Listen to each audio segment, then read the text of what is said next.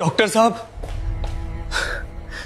मेरी मां की सांसें उखड़ रही हैं। बस 2 दिन का समय दे दीजिए, मैं आपके पैर पड़ता हूं। अस्पताल को अनाथालय मत समझो भिखारी।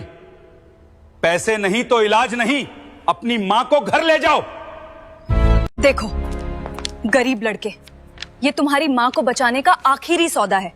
अगर मंजूर है तो बताओ। मुझे मंजूर है, पर याद रखना यह सौदा तुम्हें बहुत महंगा पड़ेगा। तूने क्या सोचा था? मुझसे शादी करके तू इस आलीशान महल का वारिस बन जाएगा? तू सिर्फ एक नौकर है। अपनी औकात भूल गया क्या? अभी इसी वक्त झुककर मेरी जूतियां साफ कर, वरना धक्के मारकर बाहर निकालूंगी। जूती साफ करना मेरा काम नहीं है प्रिया। और तुम बोल रही हो मैं तुम्हारा पति हूं। तू सिर्फ एक बिका हुआ मोहरा है ध्रुव। तेरी कोई इज्जत नहीं है। जा और घोड़ों की लीद ही साफ कर। आज तुमने मेरी मजबूरी खरीदी है प्रिया। बस कुछ दिन और, फिर तुम मेरे पैर पकड़ोगी। सुबह की पहली किरण के साथ सूरज की तपती धूप अभी जमीन तक पहुंची भी नहीं थी कि ध्रुव की दिनचर्या शुरू हो चुकी थी। ध्रुव, जिसकी उम्र महज 23 साल है, उसके कंधों पर पूरे परिवार की जिम्मेदारी का ऐसा बोझ है जिसने उसकी जवानी की मुस्कान को कहीं गहरे दबा दिया है। शहर के बाहरी इलाके में बने एक पुराने टूटे फूटे अस्तबल में वह घोड़ों की लीद साफ कर रहा है और उसके फटे हुए कपड़ों से बहता पसीना उसकी मेहनत की गवाही दे रहा है। ध्रुव के हाथ खुरदरे हो चुके हैं क्योंकि वह दिन के 14 घंटे इन्हीं बेजुबान जानवरों की सेवा में बिताता है ताकि उसकी छोटी बहन की पढ़ाई और मां की दवाइयों का खर्च निकल सके।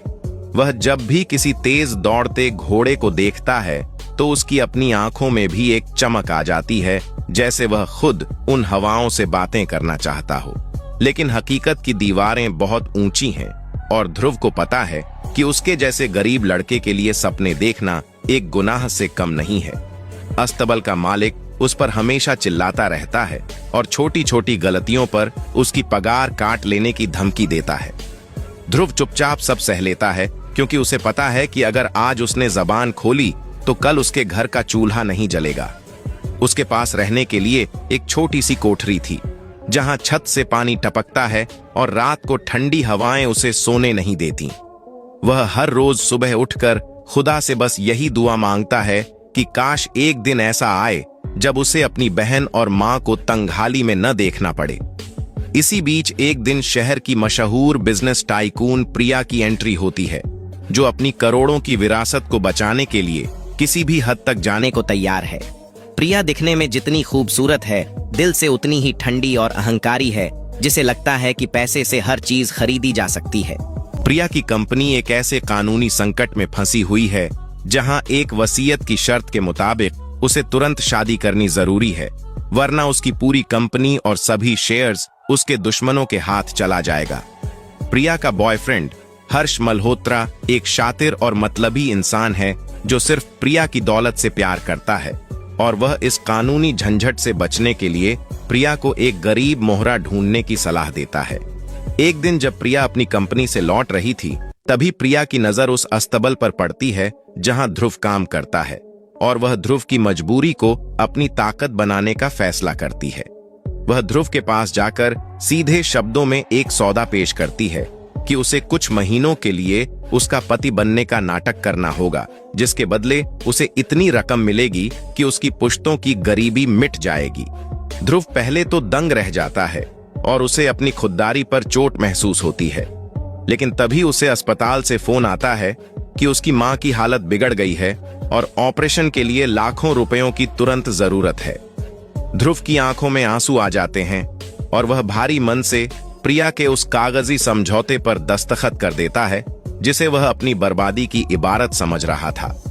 शादी के नाम पर एक छोटा सा दिखावा किया जाता है और ध्रुव को प्रिया के आलीशान महल जैसे घर के एक सर्वेंट क्वार्टर में जगह दी जाती है। प्रिया उसे साफ चेतावनी देती है कि वह कभी भी उसके करीब आने की कोशिश न करे और बाहरी दुनिया के सामने सिर्फ एक कठपुतली बना रहे। ध्रुव उस महल में रहकर भी खुद को एक कैदी महसूस करता है, जहां हर दीवार उसे उसकी औकात याद दिलाती है। प्रिया के अमीर दोस्त जब भी घर आते हैं तो वे ध्रुव का मजाक उड़ाते हैं और उसे अस्तबल वाला दूल्हा कहकर पुकारते हैं। ध्रुव चुपचाप सिर झुकाकर अपनी बेइज्जती का कड़वा घूंट पीता रहता है, क्योंकि उसे अपनी मां की जान बचानी है।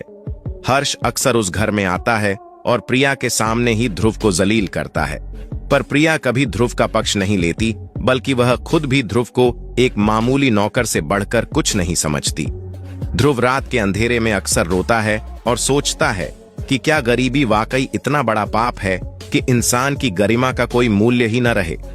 वह अपनी मां से मिलने अस्पताल जाता है तो अपनी मुस्कान के पीछे उस दर्द को छिपा लेता है जो उसे प्रिया के घर में रोज मिलता है।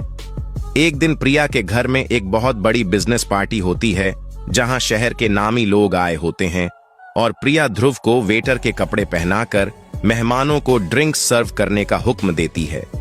ध्रुव के लिए यह उसकी आत्मा को मारने जैसा था, लेकिन वह जानता है कि वह इस समझौते में बंधा हुआ है। पार्टी के दौरान हर्ष जानबूझकर ध्रुव के पैर पर अपनी महंगी वाइन गिरा देता है और सबके सामने उसे तमाचा जड़ देता है।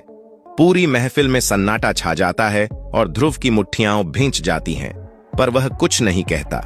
उसकी आंखों में आग है जिसे वह बुझाने की कोशिश कर रहा है, क्योंकि उसे पता है कि अभी उसका वक्त नहीं आया है। प्रिया उस वक्त भी खामोश खड़ी रहती है और हर्ष के साथ ठहाके लगाती है, जैसे ध्रुव कोई इंसान नहीं बल्कि एक निर्जीव वस्तु हो। ध्रुव को महसूस होता है कि इस चमक धमक वाली दुनिया के पीछे कितनी गंदगी भरी हुई है, जहां भावनाओं की कोई जगह नहीं है। वह रात भर सो नहीं पाता और बाहर बगीचे में खड़े होकर आसमान की तरफ देखता है, जहां उसे एक टूटता तारा नजर आता है। वह समझ जाता है कि अब उसकी जिंदगी में एक ऐसा तूफान आने वाला है जो उसे एक नई पहचान देगा। अगले ही दिन प्रिया का काम निकल जाता है और उसे कोर्ट से क्लीन चिट मिल जाती है, जिसका मतलब था कि अब उसे ध्रुव की कोई जरूरत नहीं है। प्रिया बिना किसी पछतावे के ध्रुव के चेहरे पर कुछ पैसे फेंकती है और उसे तुरंत घर से निकल जाने का आदेश देती है।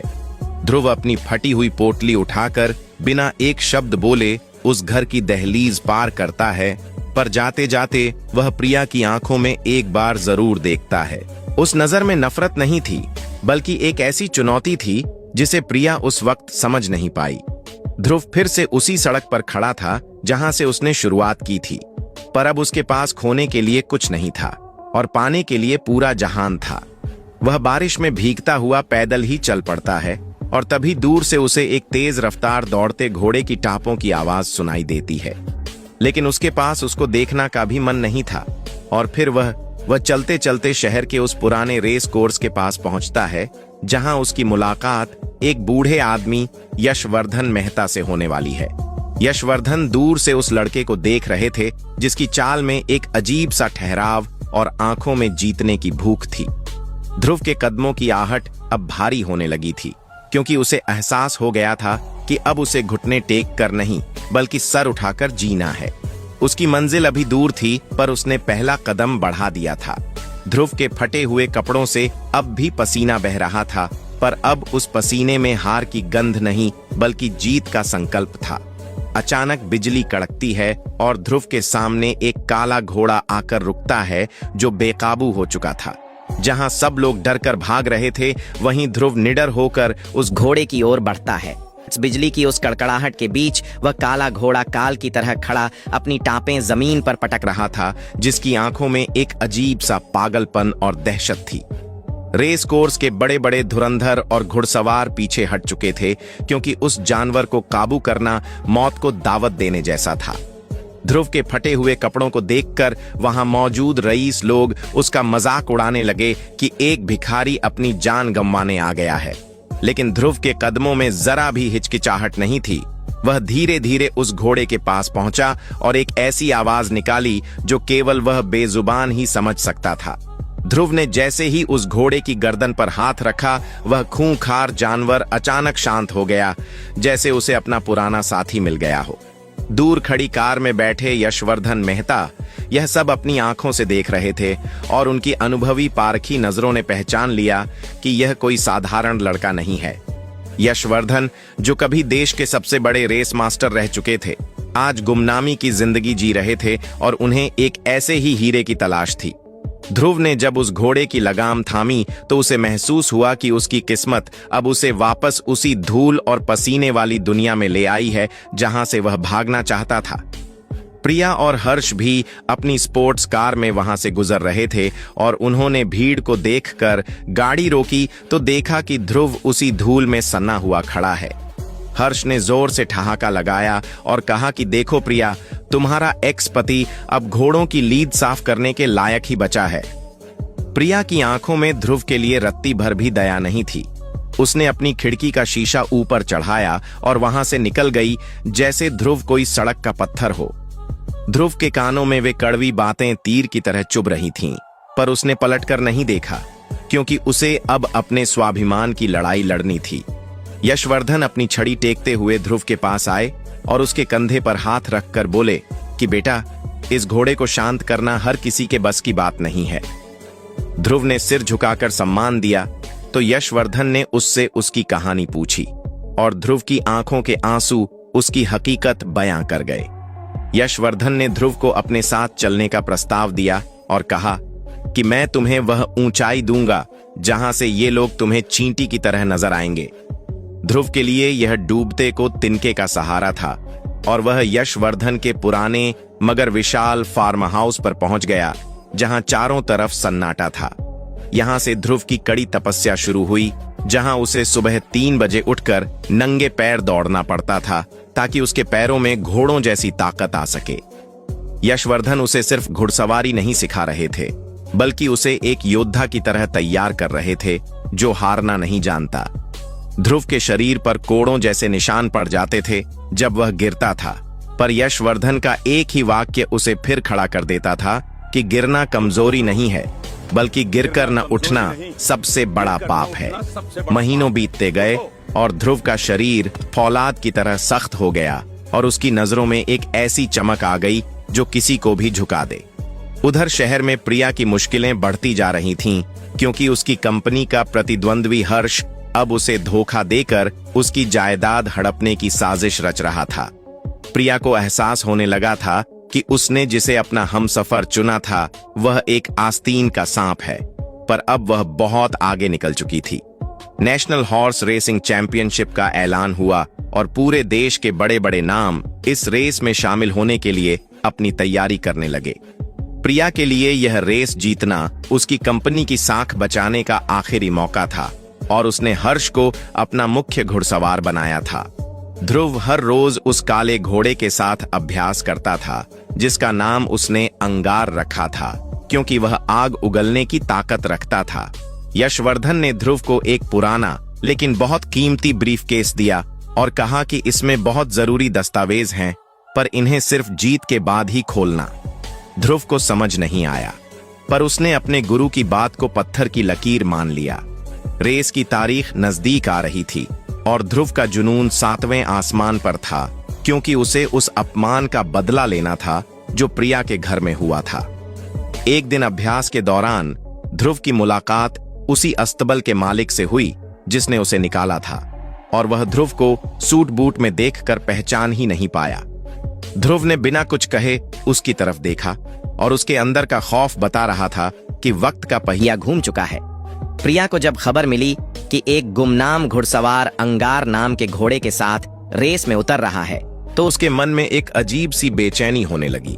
उसे कहीं न कहीं उस लड़के की याद सता रही थी जिसे उसने बेघर कर दिया था, पर उसने अपनी सोच को यह कहकर दबा दिया कि वह तो एक भिखारी था। ध्रुव अब वह बेबस लड़का नहीं था जिसकी आंखों में लाचारी थी। अब उसके चेहरे पर एक गहरी खामोशी थी जो किसी बड़े तूफान का संकेत दे रही थी। यशवर्धन ने ध्रुव को आखिरी रात समझाया कि जीत केवल घोड़े की नहीं होती, बल्कि उस इंसान की होती है जो घोड़े के दिल की धड़कन सुन सके। ध्रुव ने उस रात आसमान की ओर देखकर अपनी मां को याद किया और कसम खाई कि अब वह कभी अपनी नजरें नहीं झुकाएगा। रेस के दिन पूरा स्टेडियम खचाखच भरा हुआ था और प्रिया अपनी वीआईपी सीट पर बैठी हर्ष की जीत का इंतजार कर रही थी। तभी अनाउंसर ने एक ऐसे खिलाड़ी का नाम पुकारा जिसके बारे में किसी ने नहीं सुना था, और मैदान में एक काला घोड़ा बिजली की गति से दाखिल हुआ।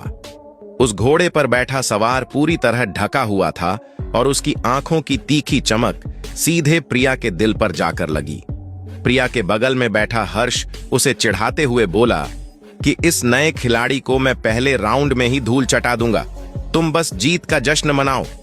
ध्रुव ने अपनी लगाम कसी और अंगार के कान में कुछ फुसफुसाया, जिसके बाद वह घोड़ा दहाड़ने लगा, जैसे वह भी अपनी बेइज्जती का इंतजार कर रहा हो। अचानक रेस शुरू होने की सीटी बजी और धूल का एक गुब्बार उठा, जिसमें सारे घोड़े एक साथ आगे की तरफ झपट्टे। ध्रुव सबसे पीछे था और लोग उसका मजाक उड़ाने लगे कि यह तो शुरू होते ही हार गया, पर ध्रुव का प्लान कुछ और ही था। हर्ष सबसे आगे चल रहा था और वह बार बार पीछे मुड़कर ध्रुव को नीचा दिखाने की कोशिश कर रहा था, जिससे उसकी एकाग्रता भंग हो रही थी। ध्रुव ने महसूस किया कि रेस कोर्स के एक मोड़ पर जमीन फिसलन भरी है, जहां हर्ष का घोड़ा लड़खड़ा सकता था, और वही हुआ। हर्ष का घोड़ा जैसे ही फिसला, ध्रुव ने अंगार को एड़ी मारी और वह हवा से बातें करता हुआ सबसे आगे निकल गया। स्टेडियम में बैठा हर शख्स अपनी जगह से खड़ा हो गया, क्योंकि उन्होंने आज तक किसी घोड़े को इतनी रफ्तार से दौड़ते नहीं देखा था। प्रिया की धड़कनें तेज हो गईं, क्योंकि अगर हर्ष यह रेस हार गया तो उसकी कंपनी पूरी तरह तबाह हो जाएगी और वह सड़क पर आ जाएगी। ध्रुव अब फिनिशिंग लाइन के बहुत करीब था और उसे दूर से प्रिया का वह चेहरा नजर आ रहा था, जिस पर घमंड की जगह अब डर दिखाई दे रहा था। जीत के करीब पहुंचते ही ध्रुव के दिमाग में वह थप्पड़ गूंजने लगा जो हर्ष ने उसे पार्टी में मारा था, और उसका गुस्सा अब उसकी ताकत बन चुका था। जैसे ही अंगार ने फिनिशिंग लाइन पार की, पूरा स्टेडियम ध्रुव के नाम से गूंज उठा और इतिहास रच दिया गया। ध्रुव ने अपने चेहरे से नकाब हटाया और जैसे ही उसकी तस्वीर बड़े पर्दे पर आई, प्रिया के हाथ से वाइन का गिलास गिरकर चकनाचूर हो गया। उसे अपनी आंखों पर यकीन नहीं हो रहा था कि यह वही लड़का है जिसे उसने 2 कौड़ी का समझकर अपने घर से धक्के मारकर निकाला था। ध्रुव घोड़े से उतरा और सीधा प्रिया के पास गया, जहां उसकी नजरें अब जमीन की तरफ झुकी हुई थीं और सन्नाटा पसर गया था। तभी यशवर्धन वहां आए और सबके सामने उस ब्रीफकेस को खोला, जिससे एक ऐसा सच बाहर आने वाला था जो पूरी बिजनेस दुनिया को हिलाकर रख देगा। ध्रुव की खामोशी अब चीख चीख कर कह रही थी कि वक्त बदलता है, पर ईमान और जुनून इंसान को अर्श से फर्श तक ले जा सकता है। वहां मौजूद हर शख्स यह जानने के लिए बेताब था कि इस मामूली लड़के का यशवर्धन जैसे दिग्गज से क्या रिश्ता है।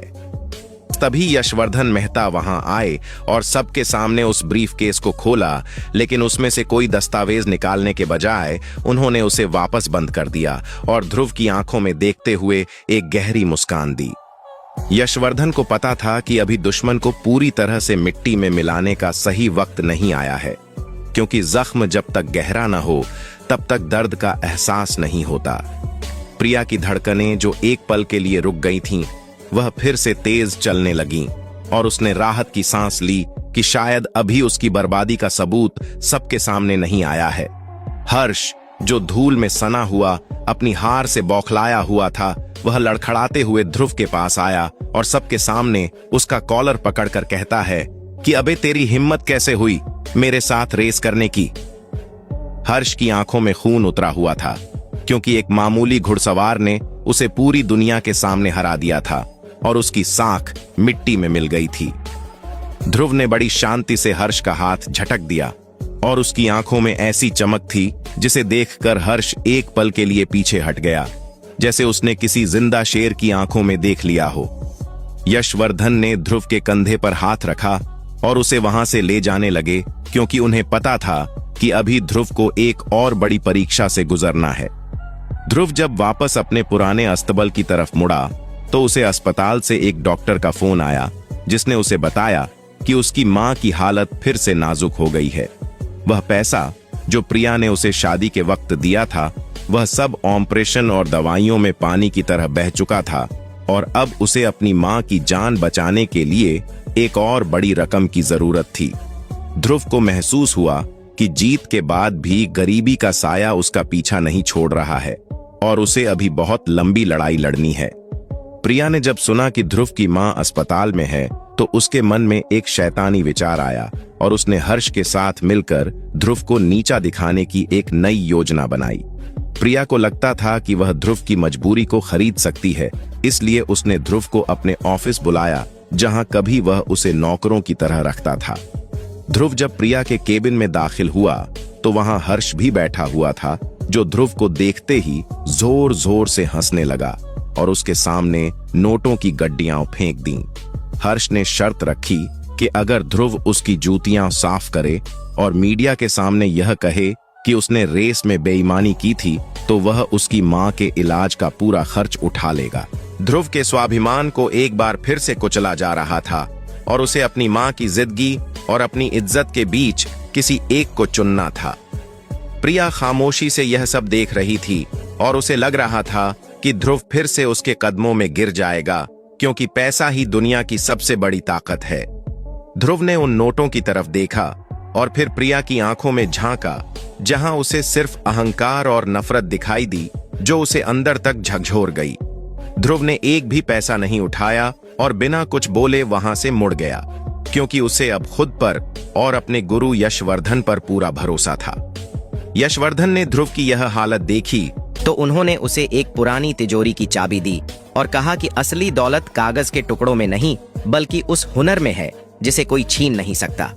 और फिर 1 महीने बाद शहर में एक अंतरराष्ट्रीय हॉर्स रेसिंग इवेंट का ऐलान हुआ, जिसकी इनामी राशि इतनी बड़ी थी कि उससे ध्रुव अपनी मां का इलाज करा सकता था और अपनी पूरी जिंदगी बदल सकता था। लेकिन इस रेस में हिस्सा लेने के लिए एक बहुत भारी फीस की जरूरत थी, जो ध्रुव के पास नहीं थी और उसके पास अब कोई रास्ता नहीं बचा था।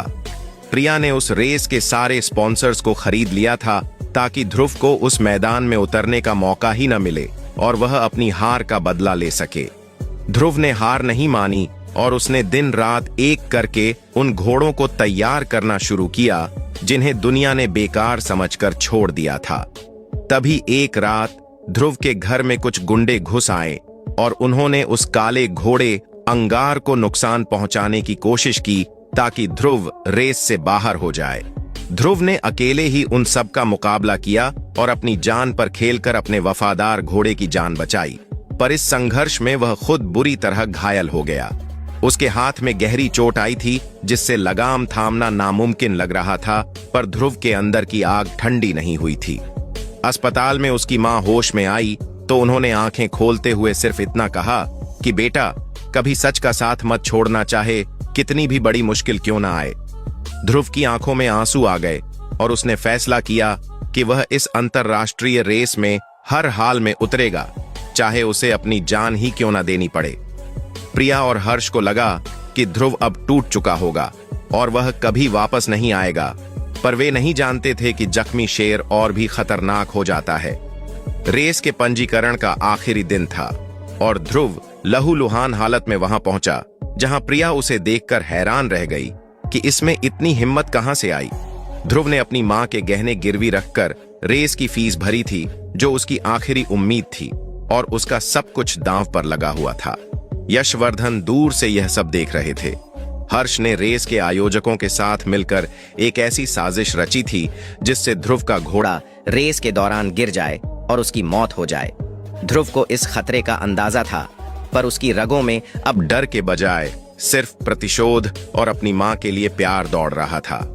रात के सन्नाटे में ध्रुव ने अंगार के पास बैठकर उसे सहलाया और उसे वह सब बातें बताईं जो उसने आज तक किसी से नहीं कही थीं। उस बेजुबान जानवर ने भी जैसे ध्रुव के दर्द को महसूस कर लिया था और उसने अपनी गर्दन हिलाकर उसे जीत का भरोसा दिलाया। अगली सुबह जब सूरज निकला तो पूरा शहर उस ऐतिहासिक रेस का गवाह बनने के लिए तैयार था, जहां एक तरफ अपार दौलत थी और दूसरी तरफ एक गरीब का हौसला। प्रिया अपनी ऊंची कुर्सी पर बैठी हुई थी और उसे पूरा यकीन था कि आज ध्रुव का अंत निश्चित है, क्योंकि उसने रेस ट्रैक पर कुछ ऐसी रुकावटें लगवाई थीं जो जानलेवा थीं। ध्रुव जब अपनी फटी हुई कमीज के ऊपर रेसिंग गियर पहनकर मैदान में उतरा तो लोगों ने उसे पहचान लिया और पूरा स्टेडियम सन्न रह गया। हर्ष ने ध्रुव के पास आकर धीरे से कहा कि आज तुम्हारी लाश इस मैदान से बाहर जाएगी और तुम्हारी मां को उसका चेहरा भी नसीब नहीं होगा। ध्रुव ने कोई जवाब नहीं दिया, बस अपनी नजरों को फिनिशिंग लाइन पर टिका दिया, जहां उसकी मंजिल उसका इंतजार कर रही थी। तभी रेस शुरू होने का बिगुल बजा और घोड़ों की टापों से पूरी धरती कांपने लगी, जैसे कोई महायुद्ध शुरू हो गया हो। ध्रुव का हाथ बुरी तरह दर्द कर रहा था, पर उसने लगाम को इतनी मजबूती से पकड़ा था कि उसका खून कपड़ों पर रिसने लगा था। रेस के पहले ही मोड़ पर हर्ष ने अपने घोड़े से ध्रुव को टक्कर मारने की कोशिश की, जिससे ध्रुव का संतुलन बिगड़ गया और वह गिरने ही वाला था। पूरे स्टेडियम में चीखें गूंज उठीं, क्योंकि ध्रुव का घोड़ा एक पैर पर लड़खड़ा गया था और उसकी रफ्तार धीमी होने लगी थी। प्रिया के चेहरे पर एक कुटिल मुस्कान आ गई, क्योंकि उसे लग रहा था कि उसका कांटा अब रास्ते से हटने वाला है। लेकिन तभी ध्रुव ने एक ऐसी हुंकार भरी कि अंगार ने अपनी पूरी ताकत झोंक दी और वह हवा की गति से बाकी घोड़ों को पीछे छोड़ने लगा। पूरा स्टेडियम सन्न खड़ा था, क्योंकि जिस मोड़ पर ध्रुव के गिरने की उम्मीद थी, वहां से वह एक घायल शेर की तरह झपटा था।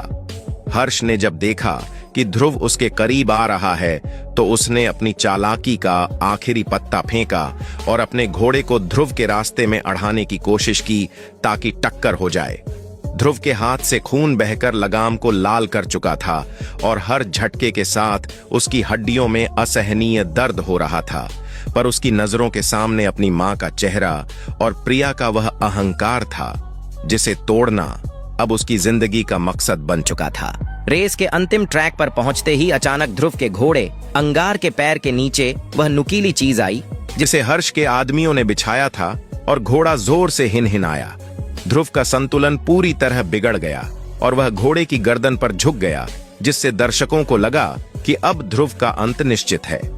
प्रिया अपनी सीट से खड़ी हो गई और उसकी आंखों में एक अजीब सी चमक थी, जैसे वह ध्रुव को धूल में मिलते हुए देखने का आनंद ले रही हो। लेकिन ध्रुव ने अपनी आखिरी ताकत बटोरी और अंगार के कान में कुछ ऐसा कहा, जिसे सुनकर उस बेजुबान ने अपनी सारी पीड़ा को भुलाकर एक ऐसी छलांग लगाई जो उस स्टेडियम में कभी नहीं देखी गई थी। वह छलांग इतनी ऊंची और लंबी थी कि ध्रुव ने हवा में ही हर्ष के घोड़े को पीछे छोड़ दिया और फिनिशिंग लाइन को छू लिया। मैदान में सन्नाटा छा गया और फिर एक ऐसा शोर उठा जिसने पूरे शहर को हिला दिया, क्योंकि एक गुमनाम और गरीब लड़के ने अंतरराष्ट्रीय रेस जीत ली थी। हर्ष अपना आपा खो बैठा और उसने ध्रुव पर सट्टेबाजी और ड्रग्स का इल्जाम लगाते हुए हंगामा शुरू कर दिया, ताकि ध्रुव को इनाम की राशि न मिल सके। रेस के जज और अधिकारी ध्रुव के पास आए और उन्होंने जांच की मांग की, जिससे ध्रुव की जीत एक बार फिर खतरों के बादलों में घिर गई। प्रिया ने भी अधिकारियों पर दबाव डालना शुरू किया कि इस लड़के की पृष्ठभूमि संदिग्ध है, इसलिए इसे विजेता घोषित न किया जाए। ध्रुव चुपचाप अपनी चोटों को सहता हुआ एक कोने में खड़ा था और उसे लग रहा था कि शायद न्याय फिर से अमीर लोगों की मुट्ठी में कैद हो जाएगा। तभी वहां यशवर्धन की एंट्री हुई, जिनके पीछे वकीलों की एक बहुत बड़ी फौज थी और उनके हाथों में कुछ ऐसी फाइलें थीं जिन्हें देखकर अधिकारियों के चेहरे पीले पड़ गए। यशवर्धन ने साफ कर दिया कि ध्रुव पर लगाए गए सारे इल्जाम बेबुनियाद हैं और अगर रेस की मर्यादा के साथ खिलवाड़ हुआ तो वह पूरी एसोसिएशन को अदालत में खींच लेंगे। ध्रुव को आधिकारिक रूप से विजेता घोषित किया गया और उसे वह विशाल इनामी राशि का चेक सौंपा गया, जिसे देखकर हर्ष के पैरों तले जमीन खिसक गई।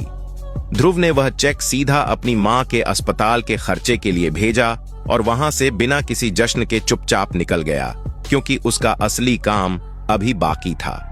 प्रिया को लगा कि ध्रुव अब अमीर हो गया है तो शायद वह उसके पास वापस आएगा, लेकिन ध्रुव ने उसकी तरफ मुड़कर भी नहीं देखा। हर्ष ने हार के बाद प्रिया पर दबाव बनाना शुरू किया कि वह अपनी कंपनी के कुछ शेयर उसके नाम कर दे, वरना वह उसके सारे राज खोल देगा। प्रिया को एहसास हुआ कि उसने जिस आदमी के लिए ध्रुव को छोड़ा था वह उसे बर्बाद करने पर तुला हुआ है और वह पूरी तरह अकेली पड़ चुकी है। इसी बीच ध्रुव ने यशवर्धन के साथ मिलकर शहर की एक पुरानी और बंद पड़ी हवेली में अपना डेरा जमाया, जहां वह देर रात तक किसी गुप्त प्रोजेक्ट पर काम करता था। शहर में चर्चा फैल गई कि कोई विदेशी कंपनी प्रिया की गिरती हुई कंपनी को खरीदने के लिए बड़ी बोली लगाने वाली है और उस कंपनी का मालिक कोई रहस्यमयी शख्स है। प्रिया ने उस अज्ञात मालिक से मिलने की बहुत कोशिश की ताकि वह अपनी कंपनी बचा सके पर उसे हर बार गेट से ही वापस भेज दिया जाता था। ध्रुव की माँ अब पूरी तरह ठीक हो चुकी थी और उसने ध्रुव से कहा कि बेटा, अब वक्त आ गया है कि तू दुनिया को अपनी असलियत दिखाए। और फिर ध्रुव की बहन ने भी रोते हुए अपने भाई को गले लगा लिया। ध्रुव ने एक बहुत बड़ी बिजनेस मीटिंग का आयोजन किया, जहां शहर के सभी दिग्गजों को बुलाया गया और प्रिया को भी एक विशेष आमंत्रण भेजा गया।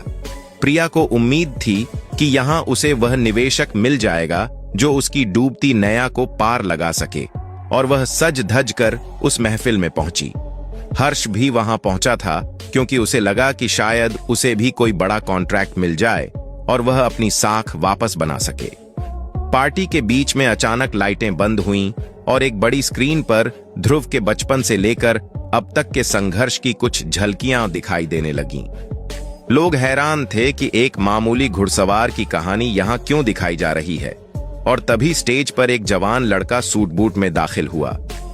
उस लड़के का व्यक्तित्व इतना प्रभावशाली था कि कोई उसे पहचान ही नहीं पाया जब तक कि उसने अपनी आवाज में माइक पर हेलो नहीं कहा।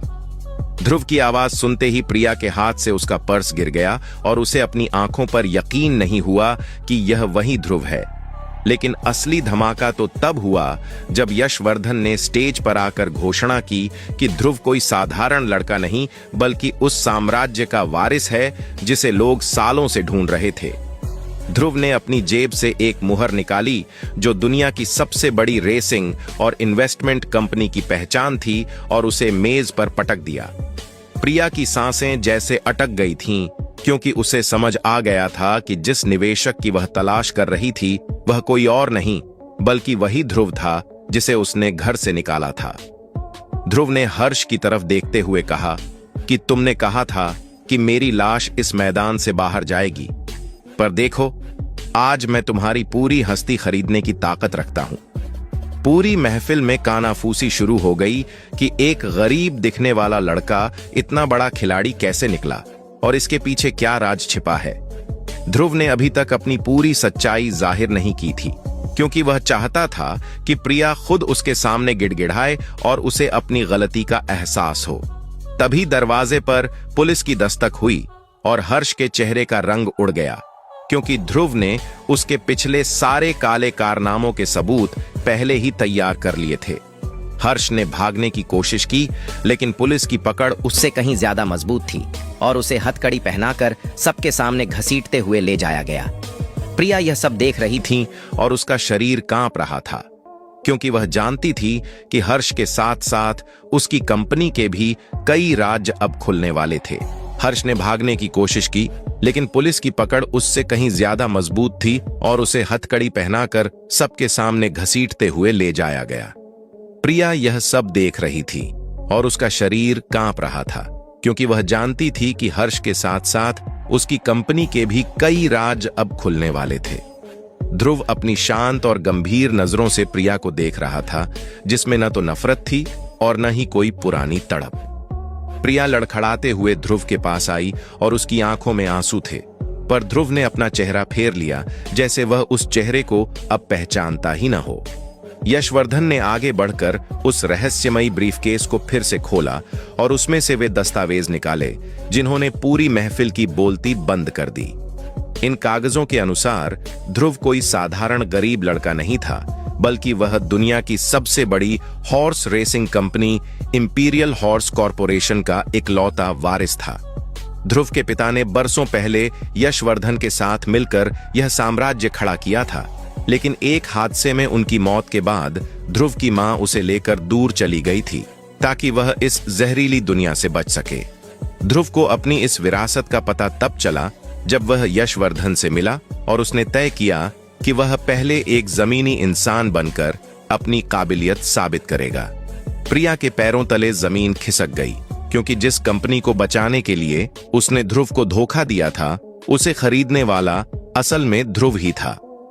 ध्रुव ने एक कागज पर हस्ताक्षर किए और प्रिया की ओर बढ़ाते हुए कहा कि तुम्हारी कंपनी अब मेरी है और मैंने तुम्हें इस सड़क पर आने से बचा लिया है, क्योंकि मेरा संस्कार किसी को तबाह करना नहीं है।